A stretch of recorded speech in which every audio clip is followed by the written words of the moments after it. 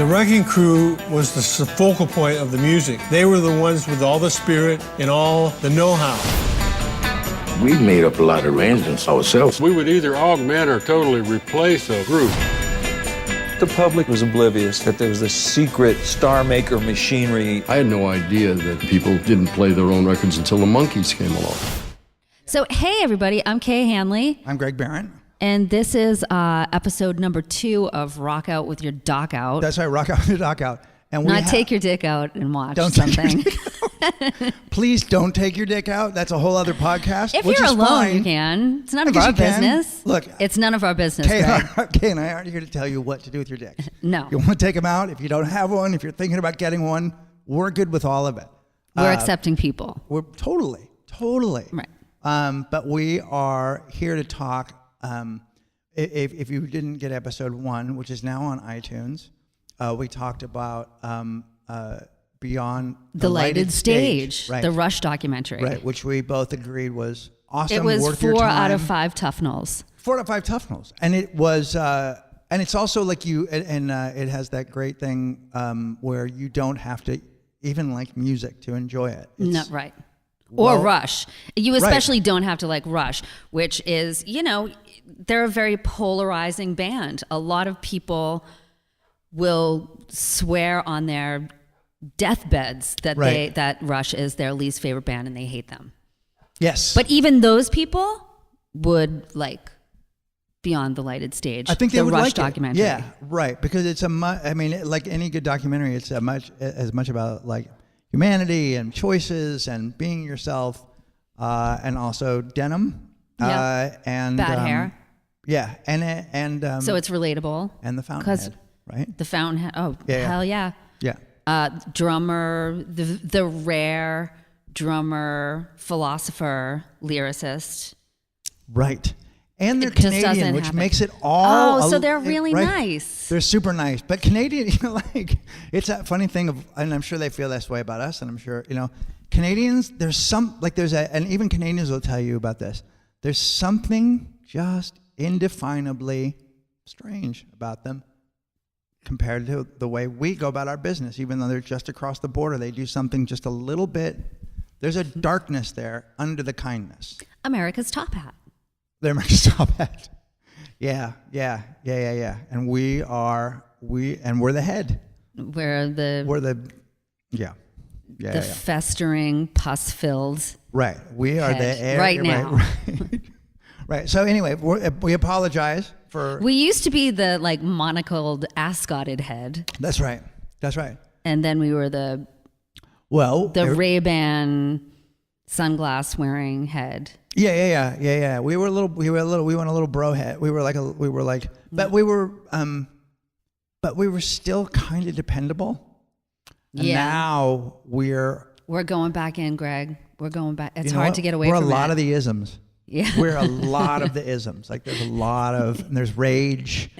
There's obviously alcoholism, there's nepotism, right? Yeah. There's a lot of ism. Abuse. Yeah. Wait, us or that? We are. Oh, right. Yeah. Not Canadians. But Canadians. Or American politics. I don't even know what we're talking about anymore. I do like the American people. Some of them. Most of them. Yeah. If you're listening to this podcast, they're good we on like Instagram. You.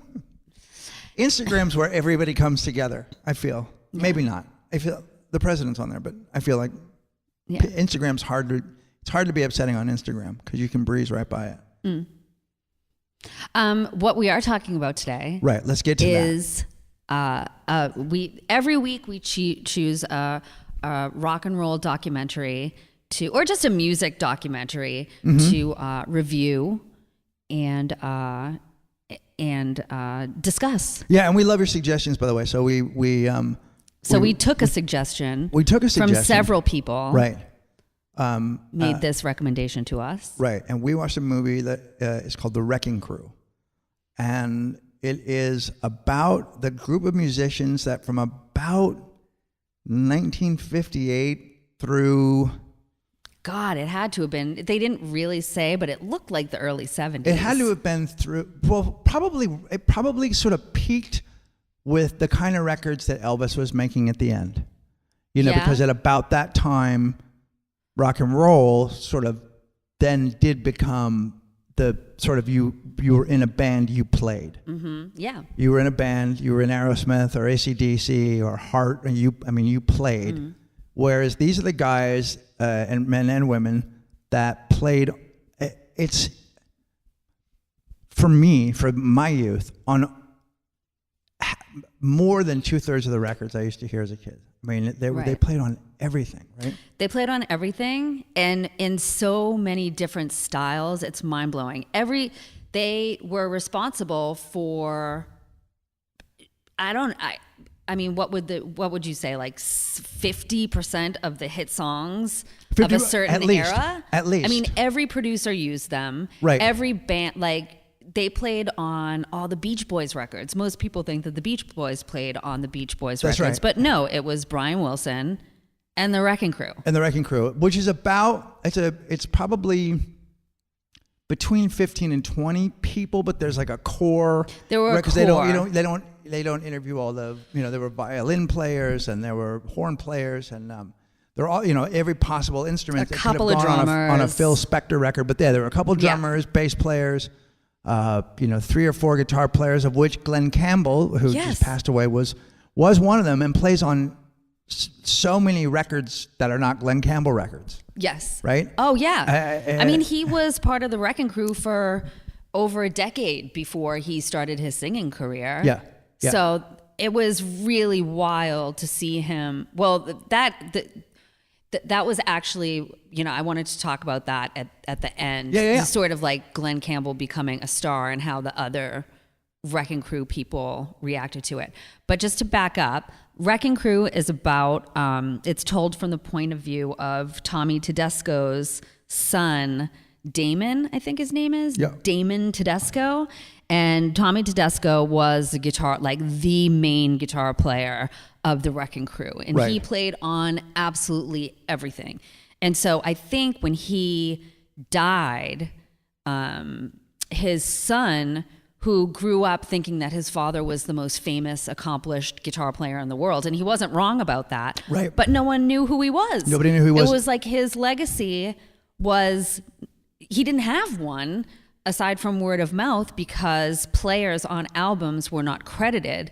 A lot of times these bands would feel ashamed that their own bands didn't play on the albums that the Wrecking Crew. So even if their guitar player or bass player came in and like played a little lick, they would be credited as being the guitar player, and Tommy Tedesco, who played everything on the record except for that one little lick, would be scrubbed from the credits. Well, and they also said, but he said at one point, when we started doing this, I just didn't want to get paid. I just wanted to get paid. I didn't know whether, because if it wasn't a hit, I didn't want to be anywhere near it. Right. So I wanted to. I think the fact that because when you start to hear all that music together, you start to hear, oh wow, that is that sound, and there's that guitar player again. Oh, that is that even bass whether sound. it's Phil Spector or Brian Wilson. Brian Wilson and Sam Cooke, Elvis. They the had Mamas and the Papas. Right. There were like 3 or 4 surf bands that didn't record records, that they made records for and of, and then sent them on the road, sent other kids to go on the road and play them. Like the Monkees, all of the Monkey stuff. That was the Wrecking Crew. Sonny and Cher. Yes. Which is one of my favorite parts of the whole thing. And Nancy and Frank Sinatra. Mm-hmm. It's crazy. And they're at the beginning of rock and roll, and people are explaining to them what they want on the record. And because a lot of these guys came from a jazz background, like live, those big bands and all of that, Yeah.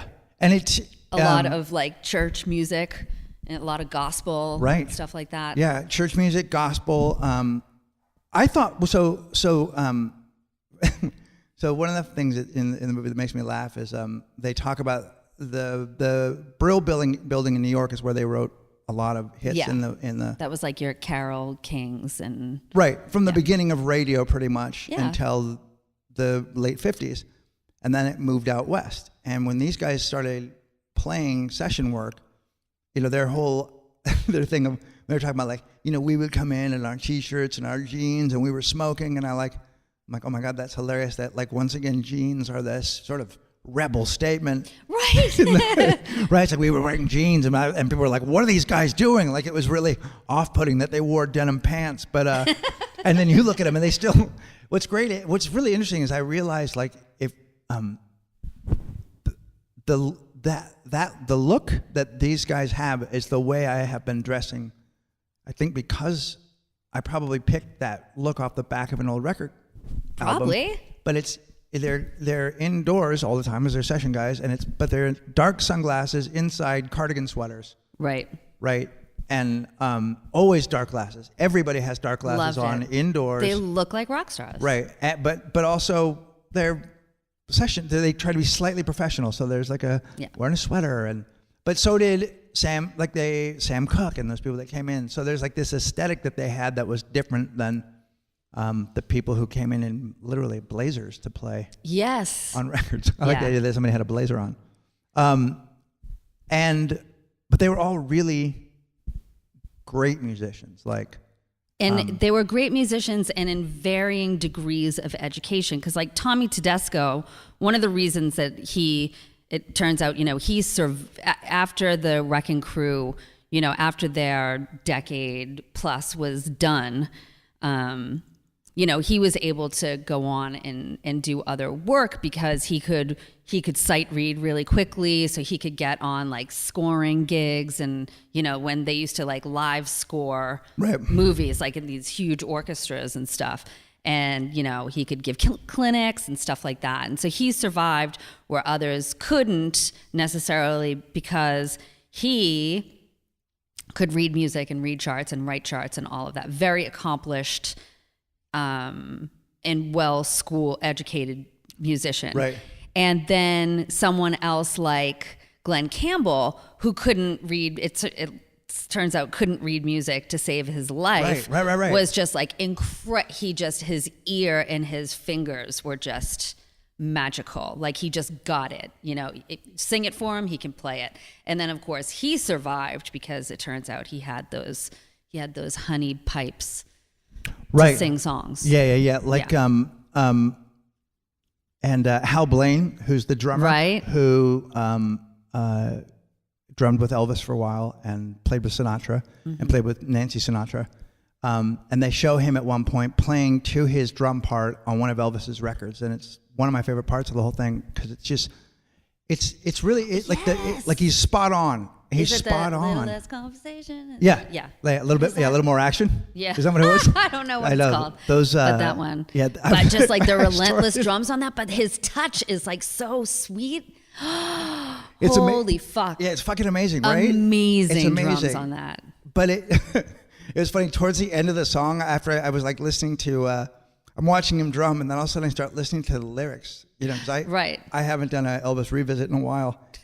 I know the little less conversation, a little bit more action. Like you forget. Wow. Also, you just forget. I think the sort of accepted, really not harmful, but overtly, male point of view of everything, and the idea that all of some of these songs you listen to, and you're like, wait, what happens? She does what?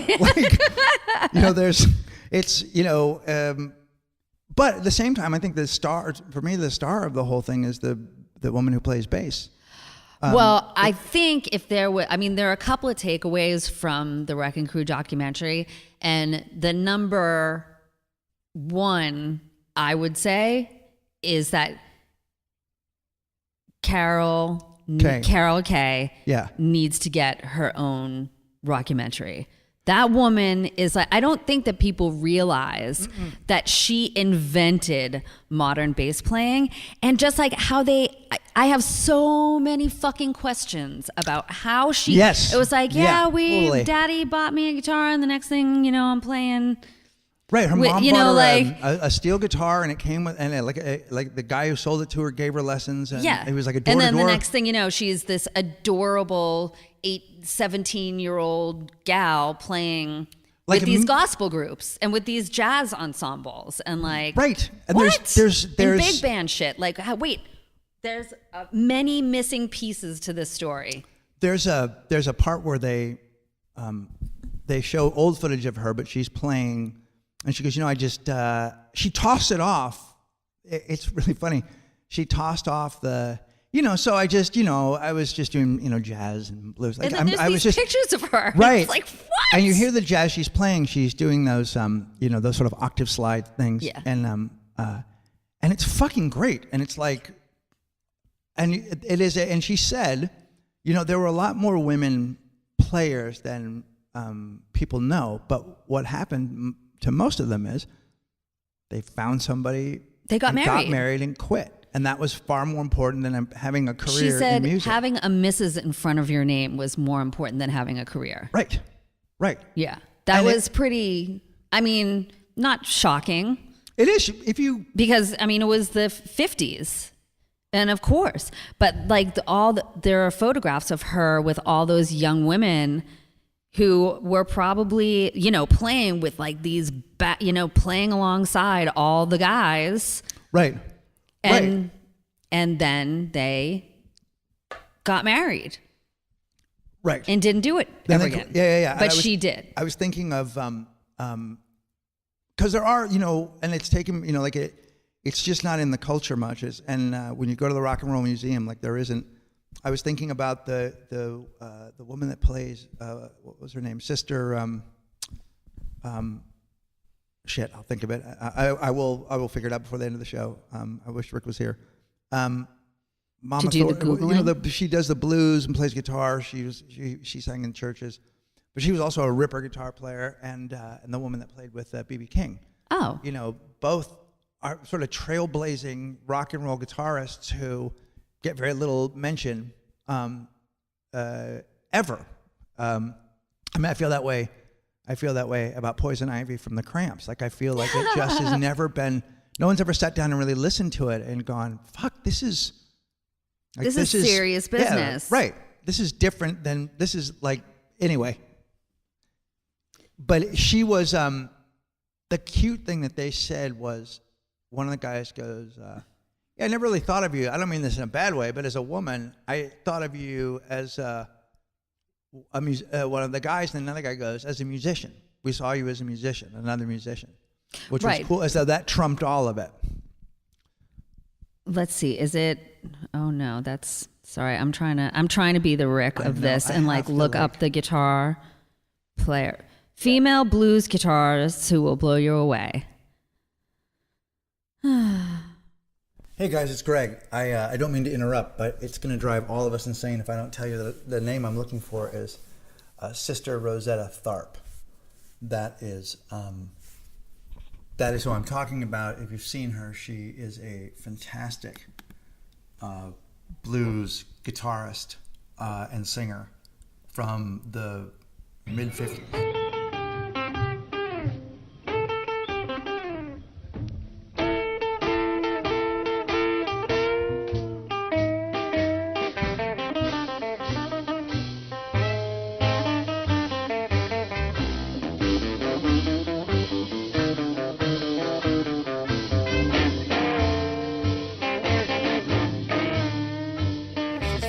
That's what I was thinking of. And then the other guitar player that I was thinking of, the Duchess, who played guitar with Bo Diddley. And aside from being a fantastic guitar player, you gotta see it. It's fantastic.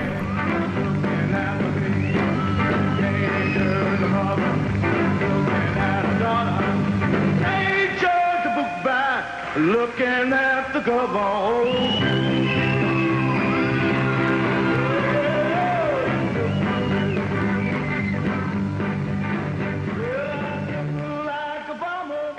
Anyway, go back to the show. Enjoy it. You're going to find it. And while you do that, I'm going to jump to the other learning moment of this documentary, which is like, I'm not sure if it's like this in other businesses, but we're both in the entertainment business, so that's the prism through which I see the working world. One of the biggest messages that I got that was something that I already know, but was just like so well reinforced by this movie, is like, wait your turn. Wait your fucking turn. Be happy for other people when they are successful, because you will want them to be happy for you when your turn comes. And sometimes you get several turns, and sometimes other people have more turns than you, but we all get a turn. That's what made you. That's really interesting. I didn't. You didn't get well. What? Well, I mean, because the people, it wasn't one of the ones I people walked away who with. were, because people would be sort of like, would cycle in and out of being like the guy at the moment, and then because there were a couple of drummers, there were a couple of guitar players, there were a couple of bass players, Campbell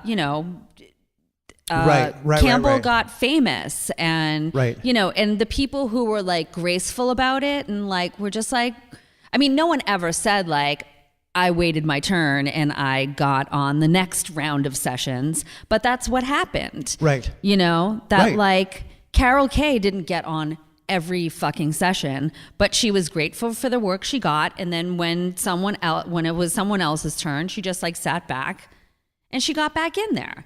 And it just seems like the people who are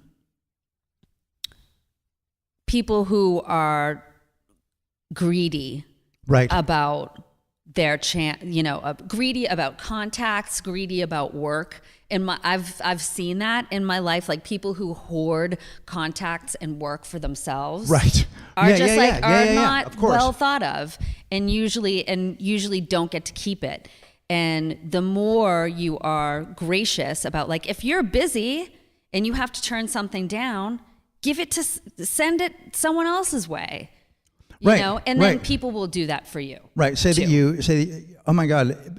And what I thought was so, well, it's interesting because from the perspective of those guys too, being in a rock band was kind of like, Right. I mean, they're talking about super famous people. A very low art form. Yeah, right. It was like they didn't.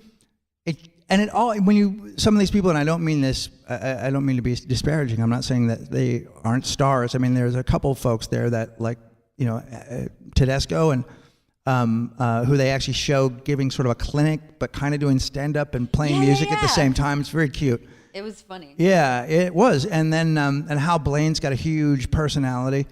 Some of those people were stars, but the other ones were just people that they were just workers among workers. But that idea that they got to be at the center of a lot of fun and chaos and creating things, and when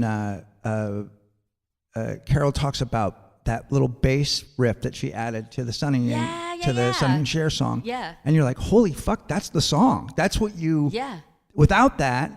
It's a shit, it's just like a boring note. Song. She adds she adds that walking pattern. Right. That gives it pace, gives it energy. Right. As opposed to just like a straight, Right. So that one moment she's 4/4 showing time. you, look, I just added this thing. And then in the next beat, she's talking about Brian Wilson genuinely being a genius and going, so here's his bass part for Good Vibration, and then she shows the thing he showed her to do, which is this jazz stuff. And she's like, this is a guy who was like so serious and so beyond. So she had the grace to go, okay, yeah, I'll play. You know what I mean? Like whereas there were some guys that like walked out. There were people that were like, I'm coming in when I feel like coming in. Yeah. And the world doesn't wait on those people, even when they're super famous. It ends really quickly if you don't have that kind of like. You have to be gracious and you have to be willing to work hard.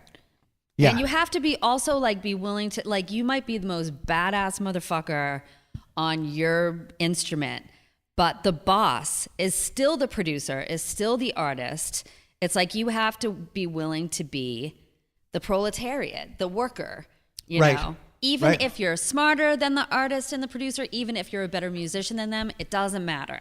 It's like you're there to work. You are there in the service of the vision of the producer and the artist. And I think that was, I think they all, the amazing thing about the Wrecking Crew guys is that they knew that. And they came into it with many of the people who were interviewed were talking about how collaborative. I mean, the reason that they also got called back all the time is because they weren't just reading charts; they were like collaborating. Oh my they God, were completely. like bringing in all of these incredible ideas to the studio, and really, forming. They were helping to really expand on the like that Carol K bass line on the Sonny and Cher song. They were there to help expand and make the vision better. Well, and the cool thing about it was, right, so at the beginning of it, there was only one goal for pop music, and that was to get on the radio. So nobody was trying to be aggressively challenging. This is the album or, track. Right. Man. There was no let's put some jazz in here. Like there was a real we've got to find it's like hits. Right. And just hooks. hits. Like Hits there's and the hooks. the vocal hook, and then there's the instrumental hook, and then there's the middle eight or whatever. Like there's just so much in those songs, and when you go and listen to it, and now because it's so old, it's almost like haunted's the wrong word, but there's something eerie about it because it still sounds like people, even though it's very tight and very everything is on songs are point. made of people. They're all happening. It's all happening at once. A lot of that shit's just happening in the studio now. Not somebody comes in and lays something down and somebody comes in. Like it was still that era where we're like, It's being played live. they talked about cutting that one. They were cutting records in a day. They were They cut talking about 6. Phil Spector. Oh my God! Yeah. Oh, that About was, what a taskmaster. Holy shit, that guy. Taskmaster he was, and Yeah. how that sounds. I mean, having spent most of my adult life, my entire career in recording studios, right. the way he did things sounds like a fucking nightmare. There was one song, is it possible that it was like Everly Brothers or something, like Loving Feeling or something Maybe. like that? That it was 73 takes. And they're like, yeah, that's why it sounds so laid back. Because everyone was so just so wiped out, Fucking just beat, so right? burnt out. Oh my God. It literally sounds like torture. That it's so funny because I was listening this That's morning. prison camp shit.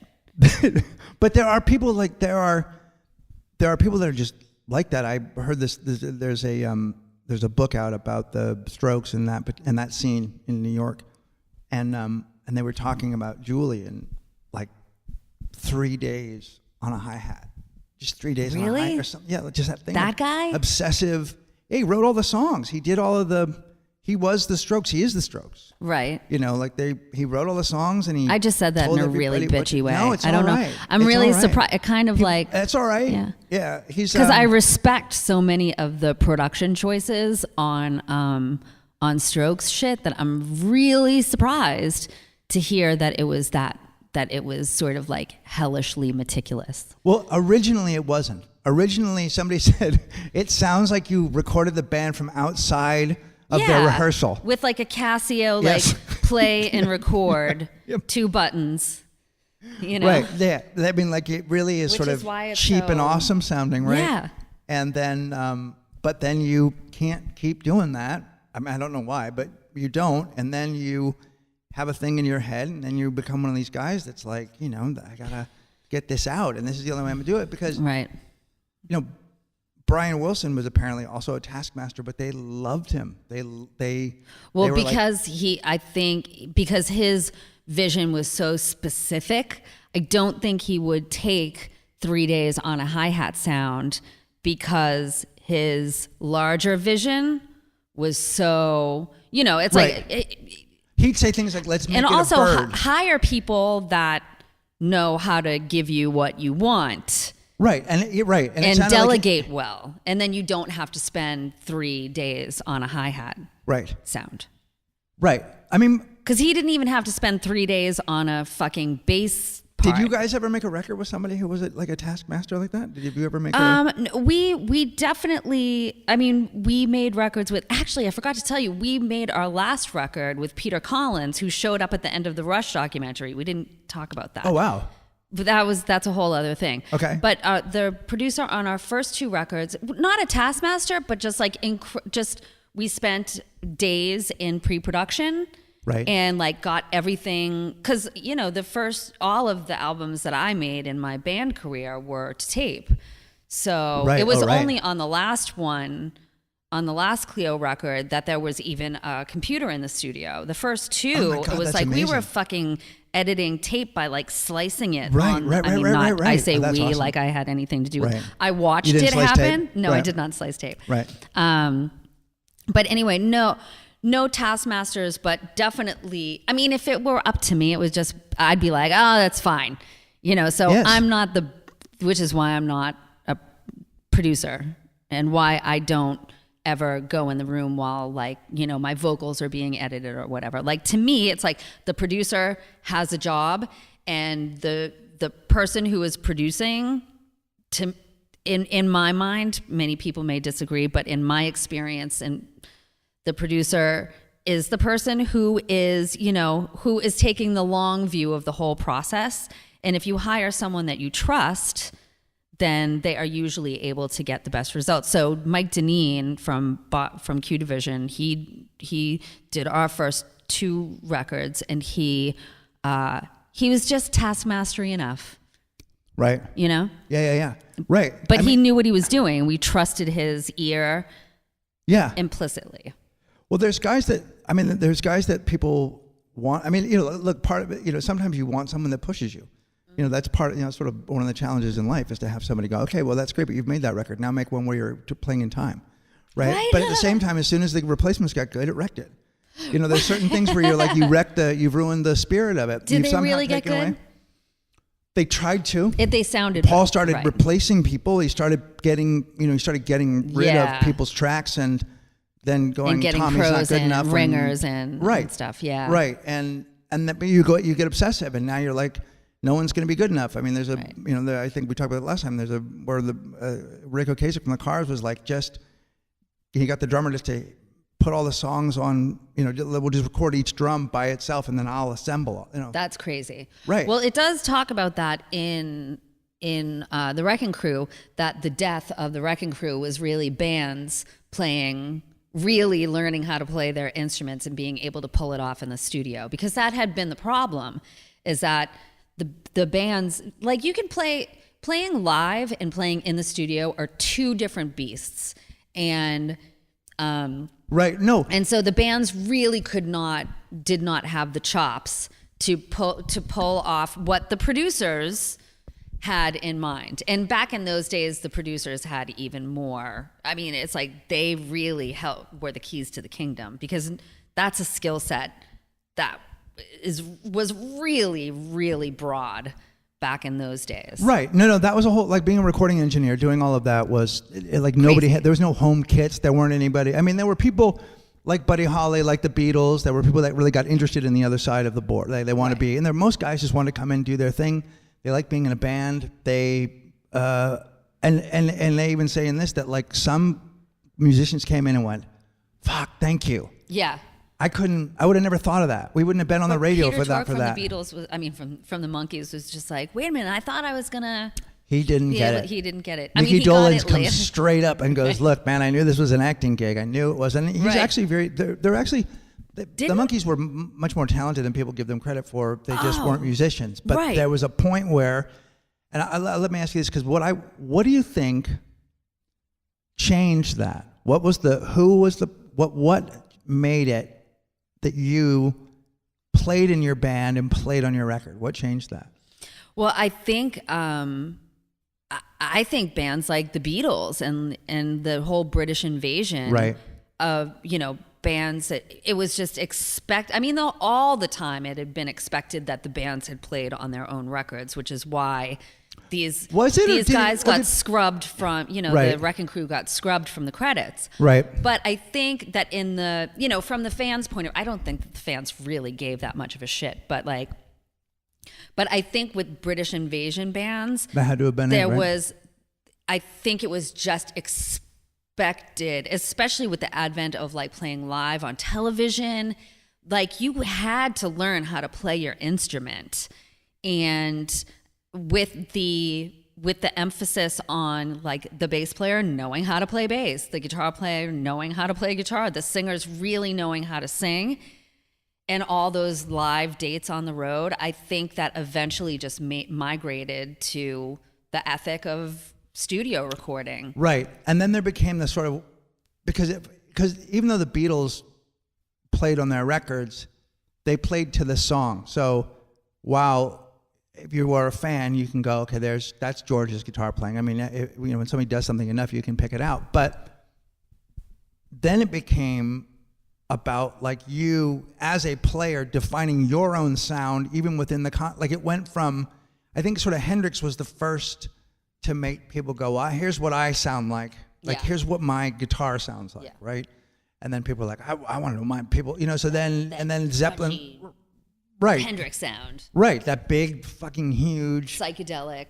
Right, like it's its own orchestra. And then that became the thing. It became like you went to see Bonham as well as Plant and Page. That's true. Right, you went for that like defining, and then you thought, oh, they're friends. Like the whole dynamic of what a band was. The Beatles sort of started that, but then they didn't tour. They didn't, we didn't get to see what their dynamic was live. But the Stones and then they all played mostly on their records, and you wanted the whole thing. It was sort of like with the people demanded that from them. It was sort of like, oh, you didn't play on your record? And now people will be happy to just go see you hit spacebar. And also, you're using that's a Beach Boys song. And then you're singing, right? But, the kids downstairs, my children downstairs, they don't care. They'll be thrilled. What's your review of the Wrecking Crew? It's hard for me because I am A, ancient, B, I love watching musicians talk about music. Because I think also because I'm I'm a self even when I've been given lessons, I take what I can from the lesson and then forget most of it and reteach it to myself. That's good. That's what a stylist does. Well, you're a stylist, Greg. But I love watching musicians interact and play. Like I love. I think the idea of these people being able to like sit in there and be. That what you were talking about, the sort of rock and roll, sort of blue collar, like that whole idea of being a worker among workers. Yes. That to me is what a band experience, what a writing room experience, what this is, like that thing, being on the crew of a movie, even less than being in it, like that like day to day. The sum of its parts kind of thing. Well, what else is there to talk about? How many stories start with, well, I was by myself in my trailer. Right. Here's the funniest thing. So I was making a solo record with a guy that didn't like me. I had no one to talk to. Stories happen when you're doing stuff with other people, and the bigger experiences in life are like when you're in that collaborative thing is like the best. That's the greatest cocoon of all. That's why people didn't go home to they talk a lot about not going home to their families. Right. That was sort of the part of this is, we did these, 24-hour session and come home and go to sleep and go back, and you didn't want to lose your place. Yep. Right? Because someone would be if you didn't show up for that session, someone was champing at the bit They to didn't say it here, but they used to call it Wally Pipp. Wally Pipp was the famous first baseman who had a headache. Oh my gosh. Lou Gehrig went in and played first base for him, and he never got his job back again. And people, that was an anecdote for the ages, because it came just somehow, it was just after, I think it was actually during World War II. So it was that idea of like, man, you go to work because you will lose that job and you'd be glad to have it. So these people still were made of that stuff. Yep. I feel that way generally. Do you? Today, don't you a little bit? I'd like to get a job. Oh, so that then I will be and when you get that job, you will go in even. But I do. No, I love it. When I had my talk show, I liked the day to day. I never saw one. I rarely watched them. Only if someone said you should watch it to, do you really want your hair like that? Oh, maybe not. But I loved that day to day. Everybody, the director, the the jib operator, like all the people that were in production, like I live for, and I can see that it's hard to go home when you have a whole other family life. Yeah. And I just feel like for those of us who don't punch clock, yeah, to make your own, to constantly be making your own luck, to keep yourself in interesting employment situations, or actually, I think it's for those of us who are lucky enough to have been doing, surviving in this business for as long as we have, it's like really incumbent upon us to like show up for all the opportunities. And for now that, I'm a mom and have a kid going off to college and have to keep the lights on, and, my responsibilities are more than just to myself. Got to go to work. And if I don't show up, if I don't say yes to pretty much everything, man, that's a bill that doesn't get paid, potentially. That's right. A year's worth of retirement that doesn't, it's like... And they got somebody else. And they get someone else. There's always somebody. There's the always cliche, someone else. It couldn't be more true. There's always somebody younger who will work for less. Yes. And they don't have a family, and they don't have to be home tonight, and they don't have to be there this weekend. And the thing that is so important is you learn that value. Sometimes you forget because you want to value yourself more. I can do more than this. I'm more than just a cog in a wheel. I have to be a star if I really want to pay my bills. And what was great about this was like they didn't even know what they were doing because rock and roll wasn't a thing. They were evolving as the genre evolved. They were creating something that didn't exist. Just a real quick pin. Let's regard Cher. So, fuck. I'm sure Cher is a punchline to you if you even know who she is anymore. When she was 16 years old and you see her in the studio and she's a kind of pretty that's hard to describe. Yes. It's because it's not. Because it's such a dark and unapproachable pretty.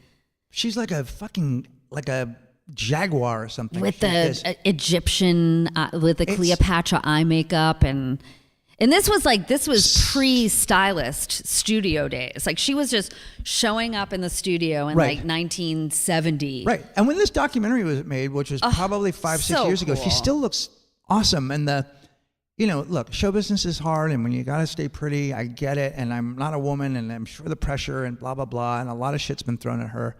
But fuck. Regard. Like that's the thing. You have to have regard for people. Recognize and respect. Holy shit. And your fucking elders. Just, everybody was, all those people look, I don't know if they were cool at the time or if people thought they were cool, but you go back and look at them now and they look cool. Glenn Campbell, which we wanted to end with. Yes. It doesn't appear that he thought he was a star because he was happy to be, again, a worker among workers. But you look at those photos of him and you're like, what a nerd. That guy is, what is that sweater? What is that sweater? What is that bowl cut? The bowl cut. Which, by the way, on some of those guys look good, never on Sonny. Always on Sonny of Sonny and Cher. You're like, dude, that's not even now. Not even now. Not even during it. You need to. Man, though, those buttery pipes when he starts singing. Right. Damn. Yeah. And Nancy Sinatra is fucking awesome, too. Oh, she was fun. She was a lot more fun than I thought she would be. And she's incredibly cool. And she wrote, I love the story she's thrown about some shade her. At the president, too, recently. Did she? She's fucking great. Who doesn't? Yeah. No, I know. I mean, wait, we can't. But you know what? This is a politics-free zone. It's just Jones. Frank went Republican towards the end. Did he? Yeah. But was sort of Reagan Republican? Yeah. So just a buddy from film, and he was also hurt by the Kennedys. He was very hurt by the Kennedys. He had his feelings were hurt, or he got fucked up by the Kennedys. They dumped him. The Kennedys dumped him. I don't know the story. Oh, it's a classic. We'll talk about it. I'm sure it'll come up somewhere when we do our Brat Pack. Yeah, there has to be. There's a Frank documentary. He's fascinating. That was my favorite quote in there's a moment in the movie where they just run tape of the session where they're adding the guitar to Tedesco's going to play this guitar part and can't do it, so Glenn Campbell's going to play it and they don't, so he gives it to another guy, and what is it? Saying Something Stupid. That Frank Sinatra song. Oh my God, so good. And that Nancy Sinatra wrote. And he goes, yeah, there you go. That's the trick of the record. And you go, fuck, that's what he sounded. He sounded like the imitation of him. He was that guy. Like, just hearing him, they just, he's like, yeah, okay, put it on. You can hear everybody getting ready to record the song. Yeah. But even when he's talking, he sounds just like Frank. And you're like, fuck. Amazing. Even when he's not there on camera, it's when like it's what just a his fully voice formed talking. Personality. Fully. Yeah. Like, and that's the same thing with Cher. You're like, if Cher walked in here at 16 right now, you'd be like, give her whatever she needs. Yep, whatever that's she Cher. wants. Not Sonny, though. That seems creepy. Well, yeah. Another Republican. Right. And that's another thing. There were a lot of guys hanging out. Anyway. So, I hesitate to give this like the superlative amount of Tufnells. Right. So I'm going to just say, because I want to hold out for something that just kills me. Yeah. But so I'm going to give this a 4.5 out of 5 Tufnells. I give it straight up 4 only because I didn't have a lump in my throat moment, which means that there wasn't an arc for me that I appreciated it, but it's that's a good benchmark to need to hit. And it's fascinating when you talk just about the work, the stuff about work.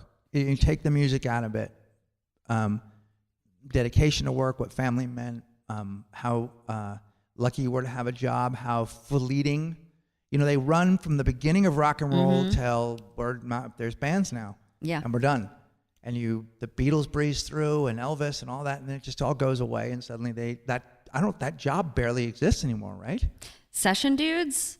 There are session dudes. Right. Especially in Nashville, there's session dudes. Right. There's like the go-to guys. There are, but nothing like that. I mean, nothing. That was such, like, to use a hackneyed cliche, like such a, lightning in a bottle kind of moment. Right. That like it existed only because it was like the right people at the right time. Right. Under the right circumstances. Yeah. With the right songs. Songs are crazy. Like the songs were just like, oh my God. Right. And the right people to play them. They played with everybody that was somebody like huge. Yeah. Right? Just huge. They just played with all huge people. It was all hits. They played on every single hit. It was crazy. Yeah, really good. Yeah. Anyway, I can't recommend this documentary enough. I loved it. I want to marry this documentary. It just meant so much to me to see it. I would say I really loved it too. But it's not perfect. Here's really interesting. If you want to know more about this, the director did a Marin when he was trying to get funding for the movie. No way. And he had about the part that runs before the title credit, and it's all shot. By the way, the footage is spectacular. The soundtrack is amazing. You will. If you're How not did they familiar get with that time clearance period, for all that? Oh my God! How did they get clearances for that was the those songs? thing. That was what was. I think that's what the raising the money for all that, because they're like, how are I you didn't even think of that. They're all super hits. I wonder if the publishers gave special. They had to have given special rates to. I'm sure the son of. I'm sure Tommy. Because yeah. Hey, you didn't really pay my dad, could you? Right. My dad made like $15 on your record, but you made it. Right. You're right. But there's a lot of great music in it, and there's a lot of moments you want to slow down, and it's a good thing to watch on a computer because you should stop. You can stop and then go to YouTube, and then you'll go down a Glenn Campbell spiral. There's so many people worth investigating on here. It's a really good sort of early days of rock and roll. They've got Dick Clark is good on it. There's some really good interviews. Yep. And I've never been so happy to have such a great sound system with my TV situation. Yes. Because listening to those songs with great sound was it was dreamy.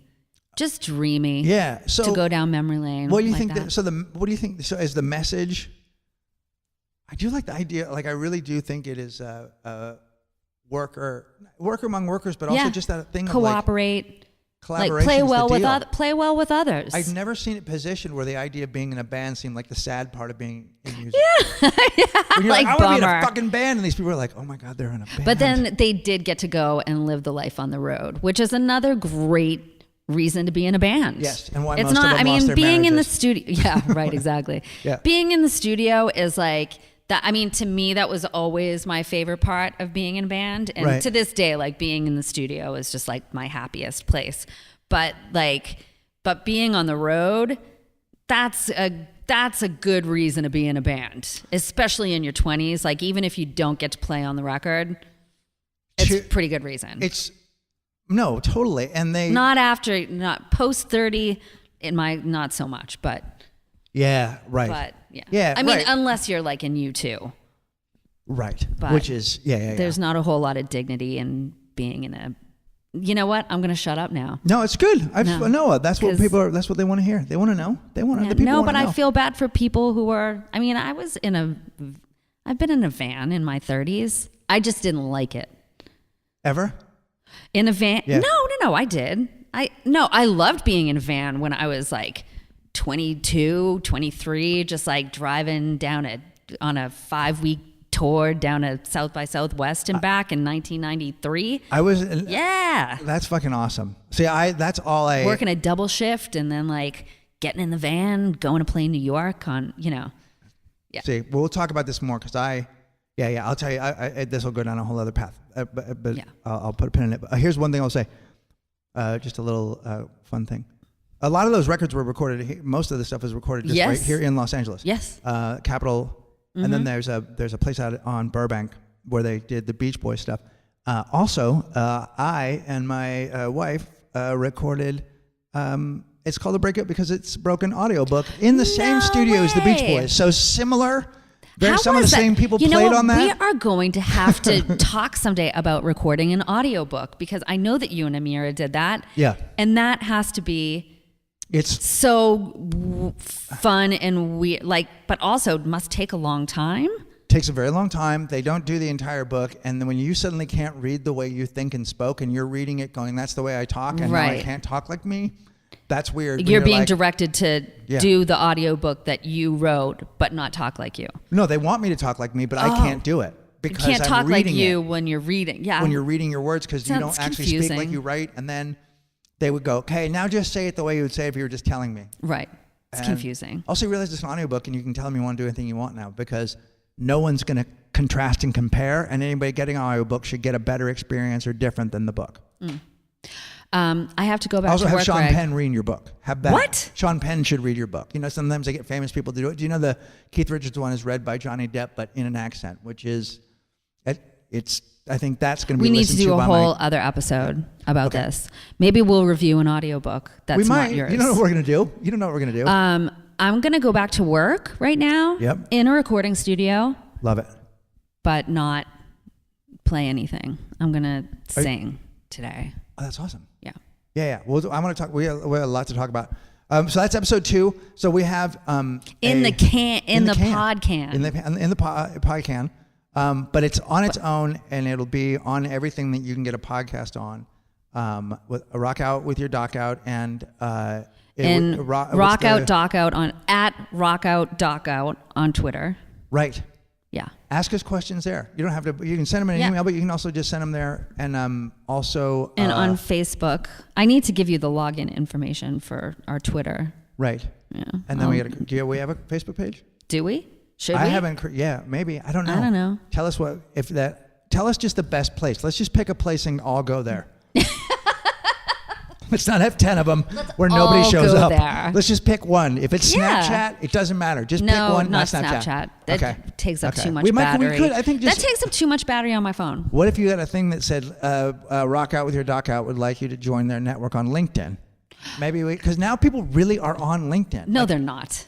No, they are. What are you talking about? No, it's for real, and people use it. It was a gag for a while, and they stuck in there. See, I think it was like it was real 8 years ago. Like I did sign up for LinkedIn. Go back but and check it out. I don't think that I think I've deleted my LinkedIn easily 6-7 times.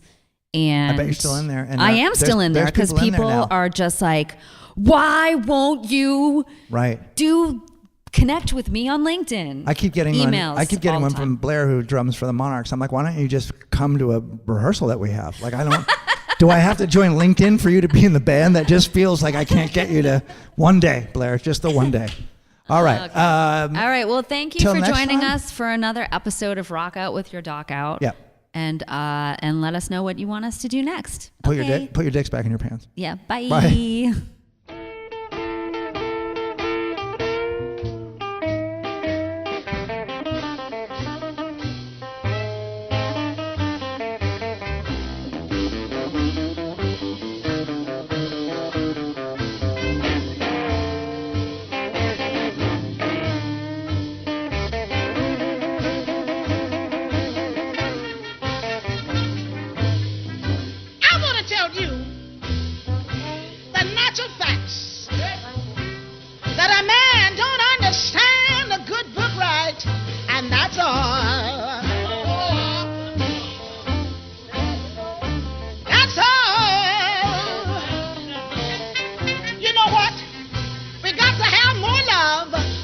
understanding every day of our lives, and that's all. Now, when you see folks jump from this or that,